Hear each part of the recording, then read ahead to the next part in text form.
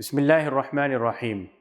ناظرین، درس قرآن کی تیاری ایک مقدس ذمہ داری ہے جس کے ذریعے ہمیں اللہ تعالیٰ کے کلام کی تعلیم دوسروں تک پہنچانے کا موقع ملتا ہے۔ یہ کام نہایت سنجیدگی، اخلاص اور علم کے ساتھ کرنے کا متقاضی ہے۔ اس عمل میں مختلف پہلوؤں پر غور و فکر کرنے کی ضرورت ہوتی ہے تاکہ درس قرآن مؤثر، جامع اور سامعین کے لیے فائدہ مند ہو۔ انشاءاللہ ہم اس موضوع کو 10 نکات میں پیش کریں گے تاکہ درس قرآن کی تیاری کو بہترین انداز میں سمجھا جا سکے۔ سب سے پہلے نیت کی درستگی اور اخلاص کو مد نظر رکھنا ضروری ہے۔ ناظرین، نیت کی درستگی درس قرآن کی تیاری کا بنیادی ستون ہے۔ آپ کو اس بات کا عزم ہونا چاہیے کہ آپ کا مقصد صرف اور صرف اللہ تعالیٰ کی رضا اور قرآن مجید کی تعلیم کو پھیلانا ہے، نہ کہ شہرت یا دنیاوی فوائد کا حصول۔ نیت کی درستگی کے بغیر کوئی بھی عمل بے معنی ہو جاتا ہے۔ اس کے بارے میں اللہ کے رسول صلی اللہ علیہ وسلم نے فرمایا، اعمال کا دار و مدار نیتوں پر ہے۔ یہ حدیث اس بات کی تاکید کرتی ہے کہ اگر نیت خالص ہو تو اللہ تعالیٰ اس عمل میں برکت عطا کرتا ہے۔ دوسرا نکتہ ہے قرآن مجید کا گہرائی سے مطالعہ اور فہم۔ ناظرین، درس قرآن کی تیاری کے لیے سب سے پہلے قرآن مجید کا گہرائی سے مطالعہ کرنا ضروری ہے۔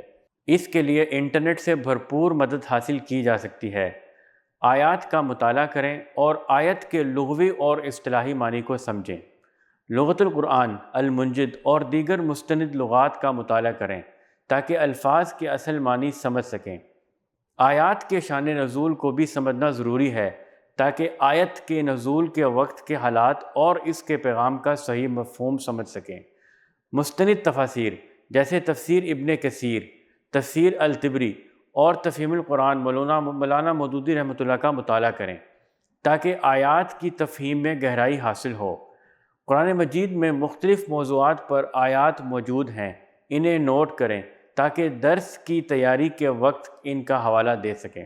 تیسرا نکتہ ہے موضوع کا انتخاب اور اس کی مناسبت۔ ناظرین، درس قرآن کے لیے موضوع کا انتخاب نہایت اہم ہے۔ موضوع کا انتخاب کرتے وقت سامعین کی حالت، ان کی عمر، تعلیمی معیار اور دلچسپیاں مد نظر رکھیں۔ اگر سامعین میں زیادہ تر نوجوان ہیں تو ان کے مسائل اور دلچسپیوں کو مد نظر رکھتے ہوئے موضوع کا انتخاب کریں۔ اگر درس کسی خاص موقع پر دیا جا رہا ہے جیسے رمضان المبارک، حج یا محرم الحرام، تو ان مواقع کے مطابق موضوع کا انتخاب کریں۔ مثال کے طور پر رمضان کے دوران تقوی اور صبر پر درس دیا جا سکتا ہے۔ اسی طرح آج کل کے معاشرتی مسائل جیسے اخلاقی زوال، سماجی ناانصافی یا ماحولیاتی آلودگی کو مد نظر رکھ کر موضوع کا انتخاب کریں تاکہ درس سامعین کے لیے زیادہ مؤثر ہو۔ چوتھا نکتہ ہے قرآن مجید کی آیات کا انتخاب اور حوالہ جات۔ ناظرین، منتخب کردہ موضوع کے مطابق قرآن مجید کی آیات کا انتخاب کریں۔ آیات کے انتخاب میں اس بات کا خیال رکھیں کہ وہ موضوع کے تمام پہلوؤں کو واضح کر سکیں۔ آیات کو خوب غور سے پڑھیں اور ان کا مفہوم سمجھیں تاکہ سامعین کے سامنے صحیح اور جامع پیغام پہنچایا جا سکے۔ آیات کا حوالہ دیتے وقت سورہ نمبر اور آیت نمبر کا درست حوالہ دیں۔ یہ نہایت ضروری ہے کیونکہ قرآن مجید کے حوالے سے کسی قسم کی غلطی درس کی اثر انگیزی کو متاثر کر سکتی ہے۔ پانچواں نکتہ ہے تفسیر و تشریح اور ان کا مؤثر انداز۔ ناظرین، منتخب کردہ آیات کی تفسیر و تشریح درس قرآن کا اہم حصہ ہے۔ اس میں آیات کے اصل مفہوم کو سمجھانا اور ان کے پیغام کو سامعین کے دلوں تک پہنچانا شامل ہے۔ تفسیر و تشریح کرتے وقت شان نزول کی وضاحت کریں۔ آیات کے نزول کے وقت کے حالات اور پس منظر کو تفصیل سے بیان کریں تاکہ سامعین آیات کا پیغام اور اس کے نزول کا مقصد بہتر طور پر سمجھ سکیں۔ قرآن مجید کے الفاظ کے لغوی اور اصطلاحی معنی کو واضح کریں تاکہ آیات کی گہرائی اور وسعت کو سمجھنے میں مدد ملے۔ آیات کی تفسیر کے ساتھ ساتھ عملی مثالیں اور واقعات بیان کریں تاکہ سامعین کے دلوں میں آیات کا پیغام مضبوطی سے بیٹھ جائے۔ چھٹا نکتہ ہے احادیث کا حوالہ اور اس کا طریقہ۔ ناظرین، قرآن مجید کی آیات کی تشریح کے لیے احادیث نبوی صلی اللہ علیہ وسلم کا حوالہ دینا نہایت ضروری ہے کیونکہ احادیث قرآن کی بہترین تفسیر ہیں۔ احادیث کا انتخاب کرتے وقت مستند احادیث کو ترجیح دیں جیسے صحیح بخاری، صحیح مسلم اور سنن ابو داؤد وغیرہ۔ احادیث کا انتخاب موضوع کے مطابق کریں تاکہ آیات کی تفسیر میں کوئی تضاد نہ ہو۔ حدیث کا حوالہ دیتے وقت کتاب کا نام، حدیث نمبر اور حدیث کی مکمل عبارت درج کریں۔ 7واں نکتہ ہے زبان اور اسلوب کی مناسبت۔ ناظرین، درس قرآن کی زبان اور اسلوب کا انتخاب نہایت اہم ہے۔ درس کی زبان ایسی ہونی چاہیے جو سامعین کے لیے آسان ہو اور ان کے دلوں تک پیغام پہنچا سکے۔ زبان سادہ اور عام فہم ہو تاکہ ہر سامع آپ کی بات کو سمجھ سکے۔ غیر ضروری مشکل الفاظ اور پیچیدہ جملوں سے گریز کریں۔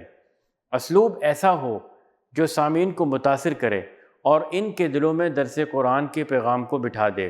اسلوب میں تنوع پیدا کریں تاکہ سامعین کی دلچسپی برقرار رہے۔ 8واں نکتہ ہے عملی تطبیق اور اس کی اہمیت۔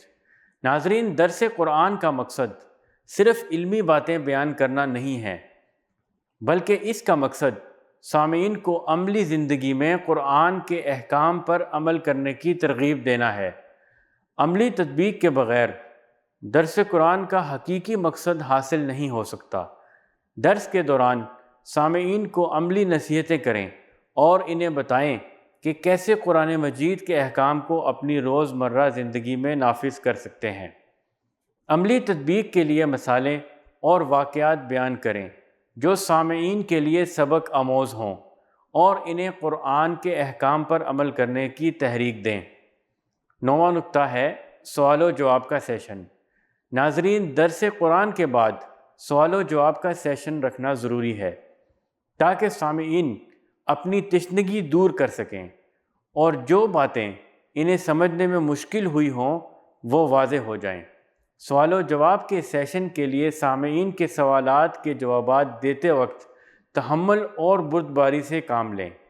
اگر کسی سوال کا جواب فوری نہ مل سکے تو تحقیق کر کے بعد میں جواب دیں۔ سوالات کے جوابات واضح اور جامع ہوں تاکہ سامعین کے ذہن میں کسی قسم کی الجھن باقی نہ رہے۔ 10واں نکتہ ہے دعا اور درس کا اختتام۔ ناظرین، درس قرآن کا اختتام دعا کے ساتھ کریں تاکہ اللہ تعالیٰ سے کامیابی کی دعا کی جا سکے اور درس کی تاثیر میں اضافہ ہو۔ دعا کے دوران اللہ تعالیٰ سے دعا کریں کہ وہ آپ کے درس کو قبول فرمائے اور سامعین کے دلوں میں قرآن کے احکام کو زندہ فرمائے۔ اللہ تعالیٰ سے دعا کریں کہ وہ ہمیں قرآن مجید کو سمجھنے اور اس پر عمل کرنے کی توفیق عطا فرمائے۔ ناظرین، الغرض، درس قرآن کی تیاری ایک عظیم ذمہ داری ہے جسے اخلاص، علم اور سنجیدگی کے ساتھ انجام دینا چاہیے۔ اللہ تعالیٰ ہم سب کو قرآن مجید کو سمجھنے، سکھانے اور اس پر عمل کرنے کی توفیق عطا فرمائے۔ آمین۔ صلو علی